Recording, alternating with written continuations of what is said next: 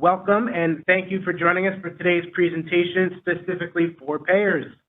I'm Adam Rossi from the Communication Outreach Unit here at the Workers' Compensation Board. And today I will be sharing the latest updates on several initiatives that are helping to make the board better for payers and for the workers' compensation system overall. Joining me today to assist with any questions are Dina Jones, James Wessel, and from our Office of Operations and Programs. We also have Dr. James Tachi, the board's medical director, Paula Rauch, Audrey Cunningham, Christopher Failing, and Eileen Moss from the board's medical director's office, as well as Dan Giovanangelo from the board's Office of Regulatory Affairs. We do ask that you please keep your phone lines muted today. We will be using the chat feature to receive your questions. Again, on the bottom right-hand side of your screen, there should be a little chat icon with a little bubble. You can click on that, a box will pop up. You can enter any questions throughout the presentation in that chat box. However, we will hold off on answering all questions until the end of the presentation. Just so you know, before we get started, a copy of this presentation as well as a recorded version will also be available. We'll let you know when that is ready to view as well.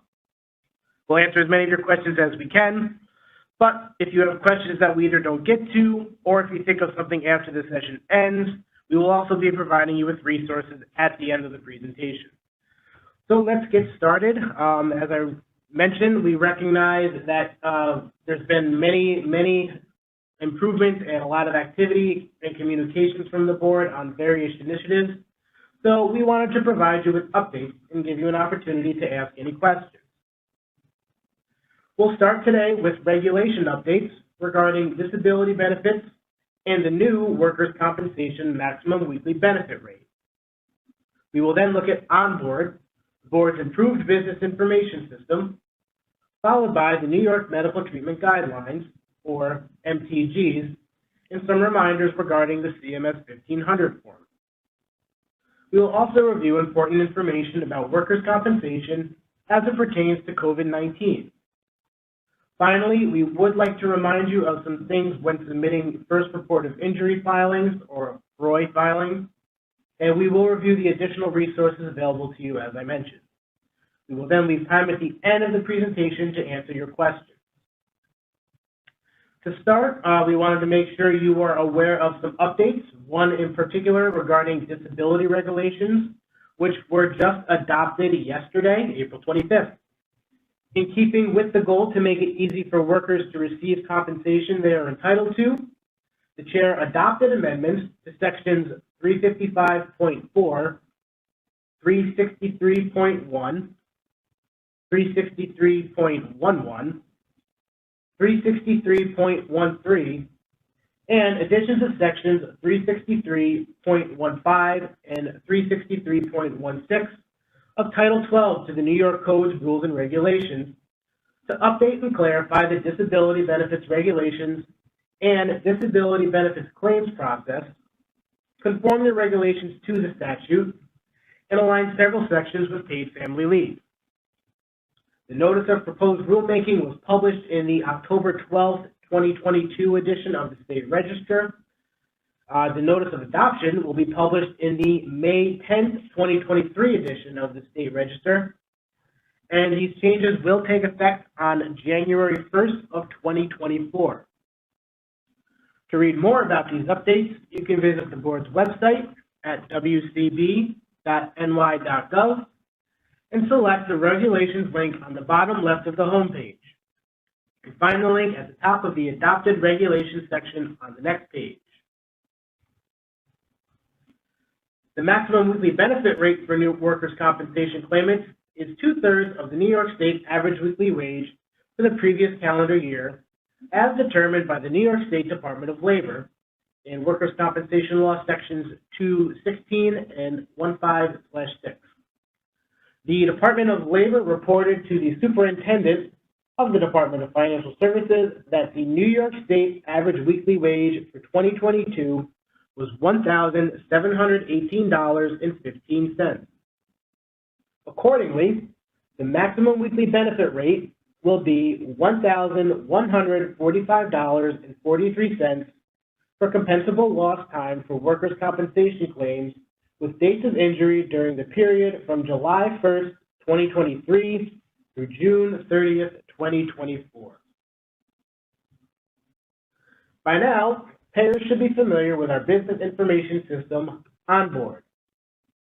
Onboard Limited Release, the first phase of the system, was implemented in phases from March 7th of 2022 through May 2nd of 2022, beginning with the submission of prior authorization requests, known as PARs, for medication, known in the system as medication PARs.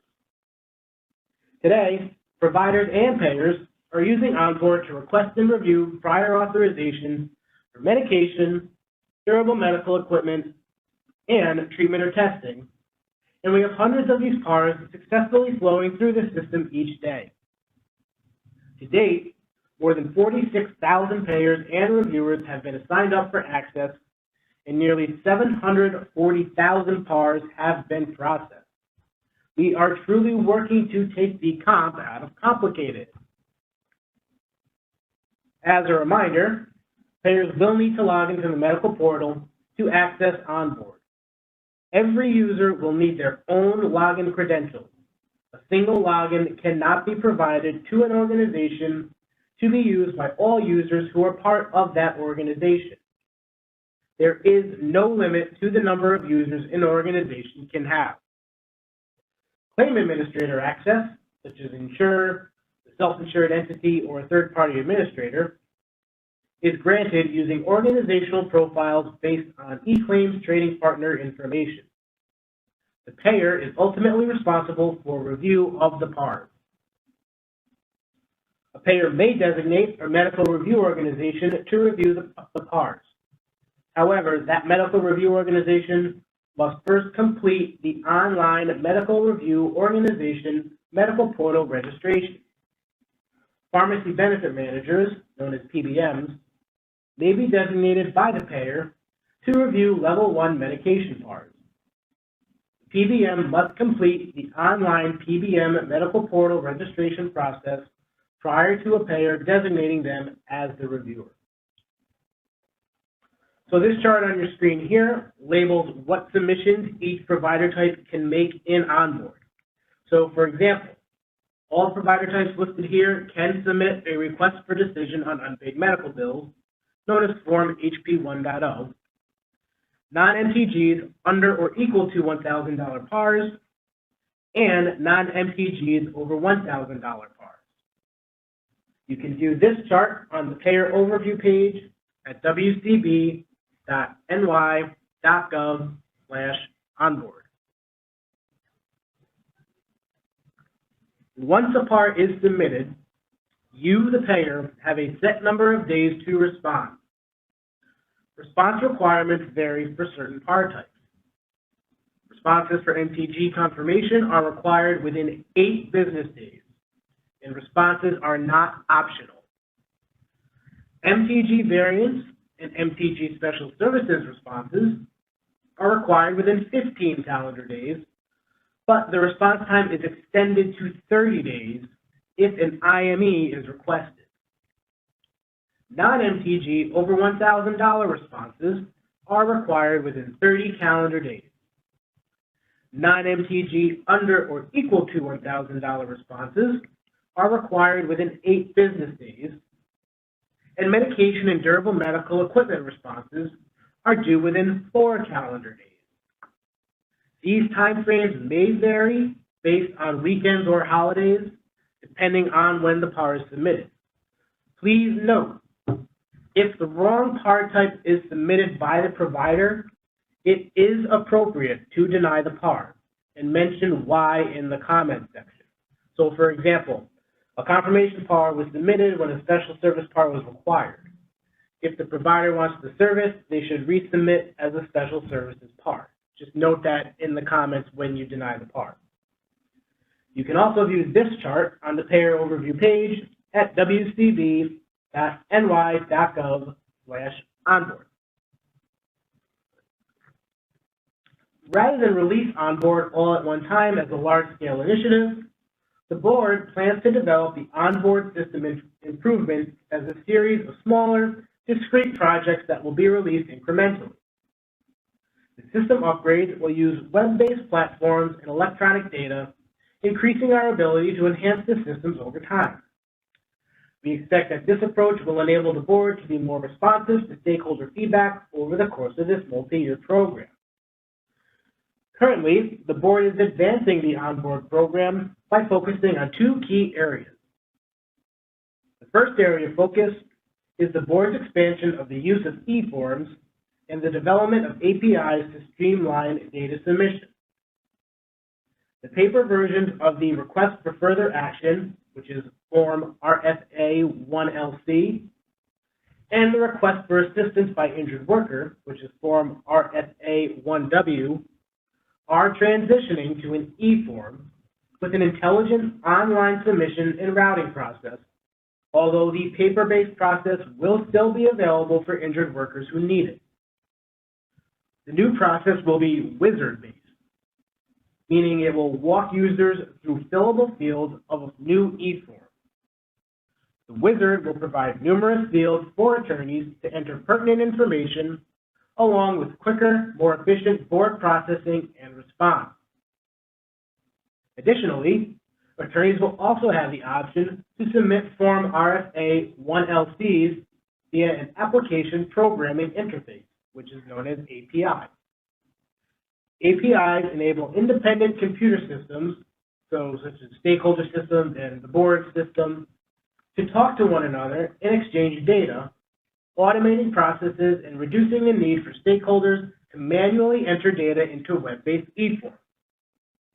When used correctly, APIs will be transformational in terms of providing faster, more efficient workflows compared to the current paper-based form process. The schedule for these efforts is in development, and the board is committed to keeping stakeholders informed as our planning efforts progress in a timeline when the timeline is available. The second area of focus involves the collaboration of various board divisions to formalize future processes and requirements for the new onboard system, in addition to engaging our external stakeholder community. Understanding all processes and requirements will help us design and build a more intuitive, user-friendly system that benefits all board stakeholders. We are very excited about these new onboard initiatives, and we look forward to sharing updates on our progress in the coming weeks and months, so make sure you are looking out for those. Another area of improvement for the board has been the recently updated New York Medical Treatment Guidelines, or MTGs.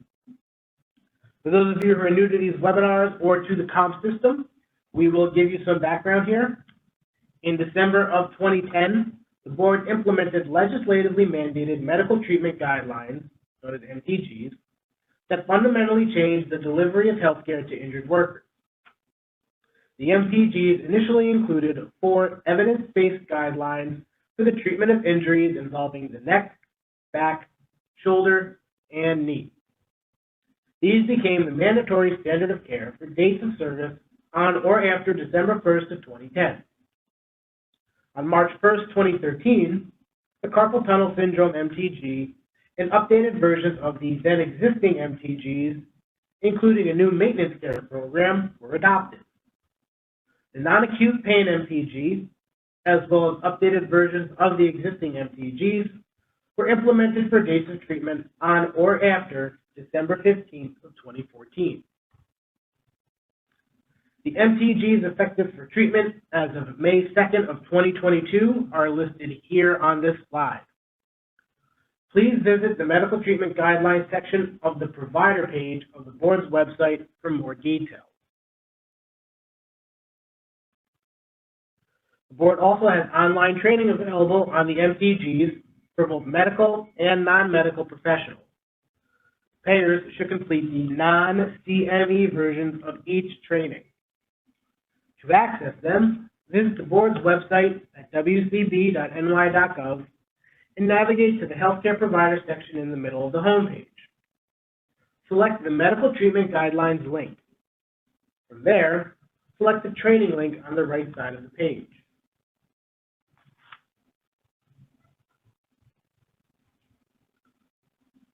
Another exciting initiative to help streamline processes and reduce paperwork in the workers' compensation system is the board's adoption of the CMS 1500 form.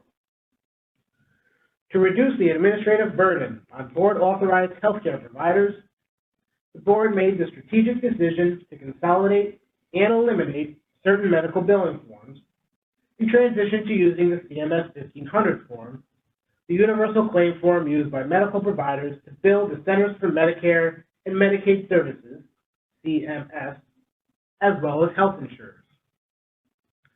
As of July 1st, 2022, providers must submit the CMS 1500 form.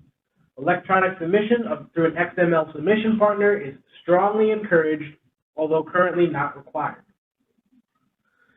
As part of the initiative, use of prior medical billing reports, including the doctor's initial report, Form C4, and the doctor's progress report, Form C4.2, have been discontinued.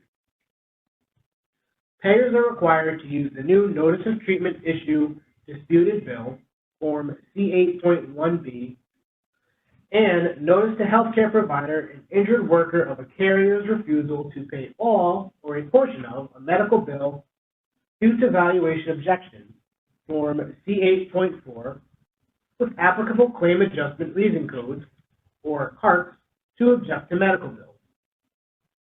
Workers' compensation payers will electronically transmit these EOBs and EORs to their XML submission partners upon adjudication of the associated electronic CMS 1500 medical bill. Payers are also required to use specific CARCs on their provider EOBs, EORs when objecting to payment of a medical bill, whether the bills are received through an XML submission partner or on paper. Providers must also prominently report the injured worker's temporary impairment percentage, work status, and the causal relationship of the injury at the top of the CMS 1500 form medical narrative. The board has developed a medical narrative report template that can be used to create the medical narrative report that accompanies provider submissions of the CMS 1500 form. Providers should use this report when submitting the CMS 1500 form. The board strongly encourages providers to include the three elements, again, the causal relationship, work status, and the temporary impairment, in every clinic note, because that information is so frequently essential to the seamless administration of claims. There are several instances, however, in which this information is not as critical to the payer or to the board, and it is not needed to properly adjudicate the medical bill. One example is a claim in which the injured worker has reached maximum medical improvement and a permanent partial disability classification has been made. Moreover, certain provider types are not permitted to give formal opinions on the causal relationship or the degree of impairment. For full details on this, you can see the WCB authorized providers who can do what chart, which is on the board's website. In a communication dated November 18th of 2022, payers were notified that they should not routinely file Form C8.1B to deny payment to healthcare providers solely based on the absence of one or more of these three elements. Such legal objections may be resolved in favor of healthcare providers if this is the sole basis for the dispute and the information is deemed by the board to be present, clearly implied, or not critical to the administration of the claim at the time of the clinic visit. If a payer objects to a bill, the legal objection that was filed must be resolved first. If the bill is still not paid after it has been resolved in their favor, providers can file a Form HP 1.0. Please note, the CMS 1500 initiative does not change anything related to a payer's assessment of causal relationship. It merely informs providers that causal relationship to be reported prominently in the medical narrative. A PDF of the report, as well as a chart listing medical narrative report requirements by provider type, can be found at wcb.ny.gov/CMS CMS-1500/requirements under the medical narrative requirements section. We urge you to share this template with providers if you notice that it is not being used. More information on the CMS 1500 initiative can be found on wcb.ny.gov/CMS-1500, or you can email cms1500@wcb.ny.gov with any questions. Also effective July 1st of 2022, payers are required to use the updated Form C8.1B and Form C8.4 to notify the board of legal and valuation objections. Also, payers must use the same CARC and RAR codes on EOBs and EORs sent to providers. Updated versions of Forms C8.1B and C8.4 can be found on the Forms section of the board's website at wcb.ny.gov.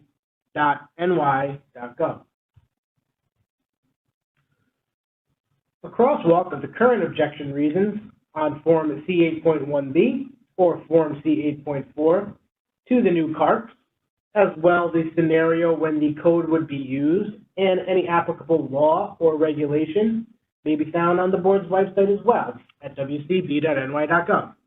Just search for CARC codes. There are about 40 unique CARC and RAR combinations to address the vast majority of possible objections. If selecting other legal objection on Form C8.1B, the payer needs to include the applicable CARC code for the objection reason. There are 4 scenarios when you should not be filing Form C8.1B or Form C8.4. They are as follows. When the amount billed for a CPT code exceeds the amount designated by the applicable medical fee schedule, and the payer pays the bill at the medical fee schedule amount. Or the payer reduces the amount of the bill to 12, 15, or 18 relative value units for evaluation services and modalities, as set forth in the applicable medical fee schedule. The payer reduces the amount of the bill pursuant to a contractual agreement with the provider, such as the network or PPO discount, or there is a duplicate bill. The reason for payment reduction or a non-payment if it's a duplicate bill, should be set forth on the EOB. As you may already be aware, workers who believe they contracted COVID-19 in the workplace may be eligible for workers' compensation benefits. As payers in the workers' compensation system, you provide crucial benefits to both employees and employers. The employee receives the lost time and medical benefits stemming from a compensable claim, and the employer has the peace of mind knowing its insurance coverage will ensure that employees are covered. We strongly encourage you to be proactive in distributing information about how to file a COVID-19 claim. Employees should be encouraged to file a claim if they feel they contracted COVID-19 at work.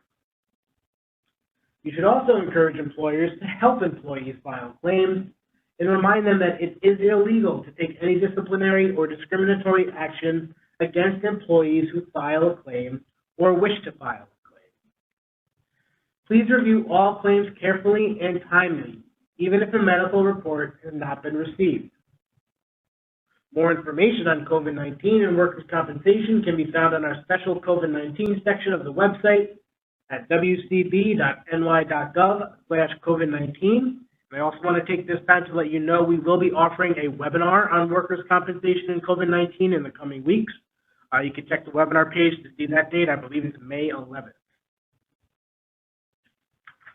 Lastly, the board would like to remind claim administrators to ensure timely filings of first report of injuries, known as FROIs, and to properly notify the board of the correct claim administrator. This will avoid untimely filing penalties assessed by the board's monitoring unit. It also helps provide accurate information to onboard, ensuring PARs are given to the correct administrator.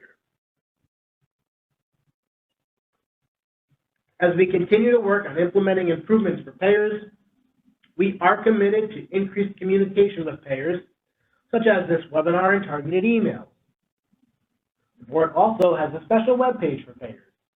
You can visit the board's website at wcb.ny.gov and select the Payers link at the top of the page. We will be expanding the content on this page by creating a What Payers Need to Know briefing page that highlights key activities, much like we've done today. We also plan to continue engagement with all of our stakeholders, including payers, as the board continues its modernization efforts via the future expansion of the onboard system. For more information on onboard, please visit wcb.ny.gov/onboard. Resources include a walkthrough of the registration process, video tutorials, and recorded presentations for payers. For more information on CMS 1500, please visit wcb.ny.gov/CMS-1500. We also have a dedicated mailbox to answer all questions on the CMS 1500 initiative. That mailbox is cms1500@wcb.ny.gov.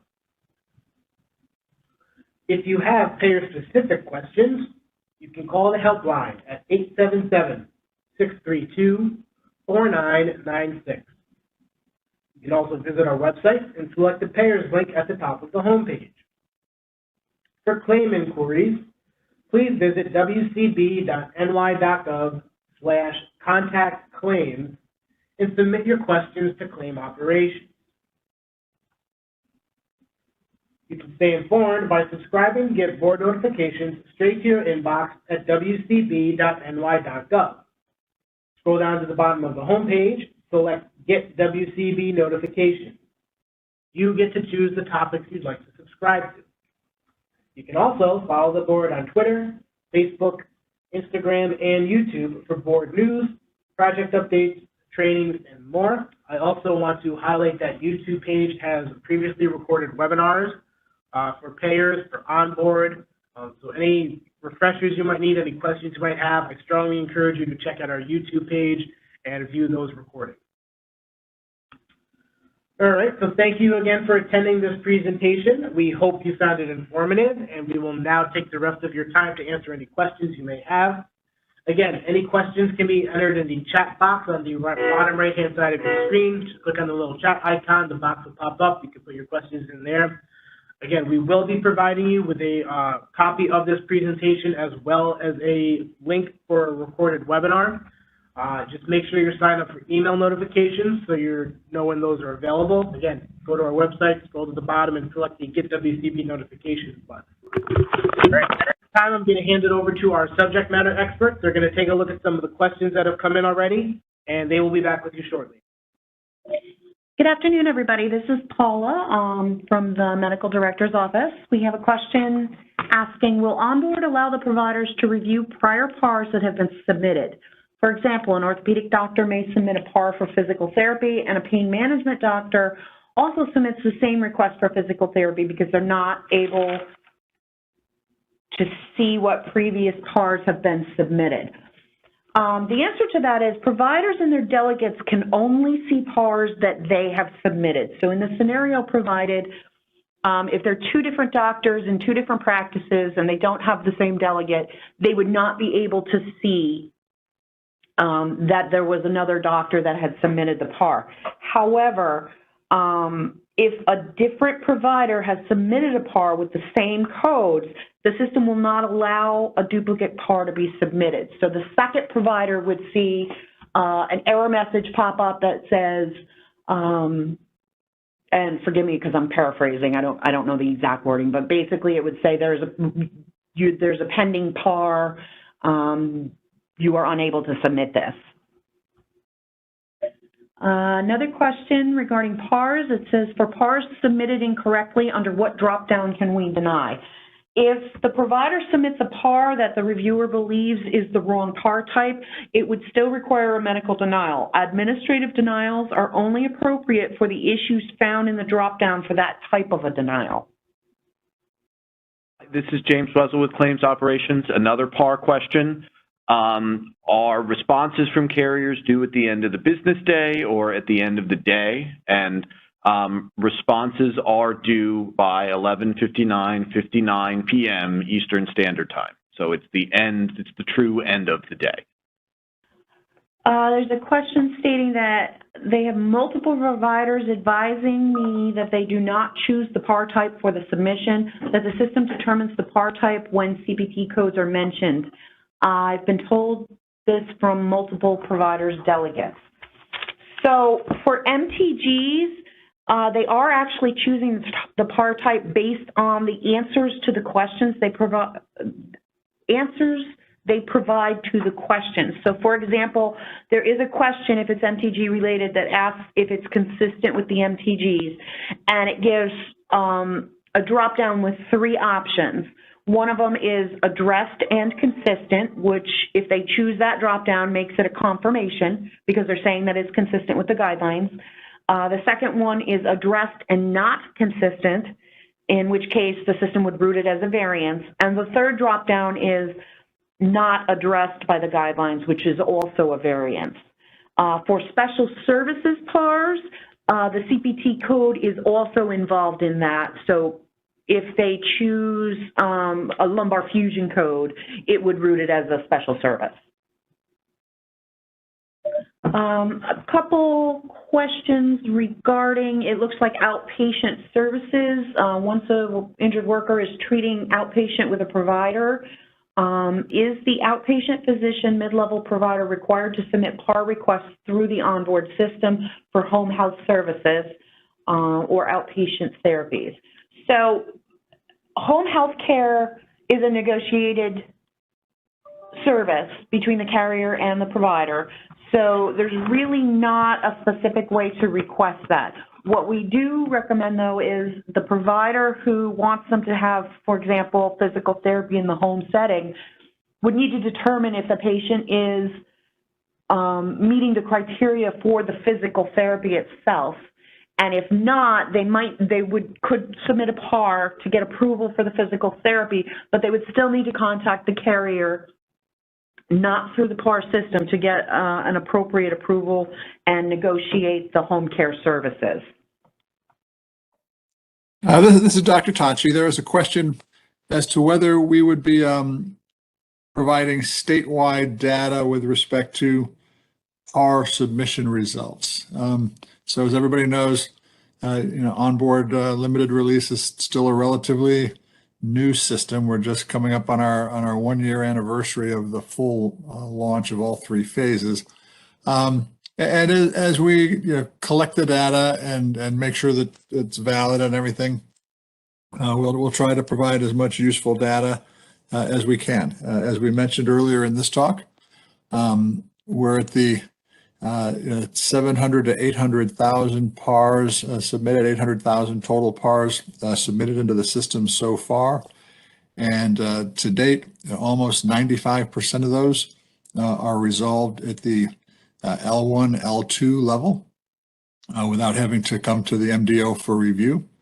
I would also share that within the L3 reviews at the MDO level, we have all medication PARs, all behavioral health PARs, and all DME PARs are being resolved within typically same day, but definitely within 3 days. And the 3-day scenario is usually when something comes in late Friday or Saturday or Sunday and doesn't get resolved until Monday. So that's the data that we have so far. And as I said, as we learn more about how the system is functioning, we'll share what we can. I see a question here regarding the new maximum weekly benefit rate. That rate will go into effect on July 1st, and it will be the standard maximum weekly rate through June 30th of 2024. So from July 1st of 2023 through June 30th of 2024, and that weekly benefit gets updated each fiscal year. Hi, this is Audrey Cunningham from the Medical Director's Office. We have a couple of questions regarding who needs MMIS numbers relative to DMEs. And per the relatively new DME fee schedule, DME suppliers are expected to enroll in Medicaid and need an MMIS number for bills submitted. So it's only the DME suppliers, not providers who supply I can't speak today, not providers who supply, say, a DME during an office visit. So only the suppliers. This is Audrey again. We have another question with respect to objections relative to being paid at the fee schedule. You are correct. If a payer pays at the medical fee schedule, you need not object, and providers should not be submitting HP1s if that is the case. There's a question regarding requirements for level 2 physician reviewers. In short, level 2 physician reviewers are required to be licensed in the state that they're located in. They're not required to be licensed in New York State or board authorized in New York State, et cetera. The question actually came from a small self-insured employer in terms of seeking out these level 2 reviewers. There are avenues out there for and organizations that you can use to identify and retain level 2 reviewing physicians, and the requirements for those organizations are that they be URAC certified, URA. There's a question stating that there's a special services PAR on my dashboard for physical therapy only. How would this have been routed as a special services if CPT codes entered were for physical therapy? I'm going to ask that you send some more information to the medical director's office mailbox. I will put that in the chat for you. What I would like is the PA number and a screenshot if you can. So I can take a look at that. That should not be occurring, so I just need to look into it a little further and see if we might have an issue. There are a pair of questions regarding escalations to level 2. If a level 1 reviewer responds to a PAR in such a way that requires level 2 escalation because they deny for medical reasons or because they grant in part, there is no notification to the provider of that action. But when the level 2 response goes to the provider, if they look at the whole document, they'll be able to see the level 1 response. However, it is pretty explicitly stated on the document that the level 2 supersedes the level 1 response. All right, so it looks like that's all the questions we can answer at this time. So again, if you have any questions that we were unable to answer, or if you think of something later today, feel free to contact the helpline here, the claims-related helpline at 877-632-4996, or you can visit the website there at wcb.ny.gov/contact-claims. If you have any onboard questions, feel free to check out the onboard website right there. And again, CMS 1500 questions, CMS 1500 at wcb.ny.gov. Once again, before we sign off, I just want to let you know we will again be providing you with a copy of this presentation as well as a recorded version. Make sure you are up to date on our email update list. Again, go to wcb.ny.gov. Scroll to the bottom of the homepage and select Get WCB Notifications. As I also mentioned, we do distribute information via social media as well. So please make sure you're following the board on Facebook, Twitter, Instagram, and YouTube. And again, I really want to plug that YouTube page for you. Lots of previously recorded webinars. So if you have any questions or want to see maybe one of these webinars that we had at an earlier date, go to our YouTube page and they'll be sure to be on there. Also, don't forget to visit the payer-specific page on our website. Visit wcb.ny.gov and select the payers link on the top of the page. Thank you again for joining us today, and please enjoy the rest of your afternoon.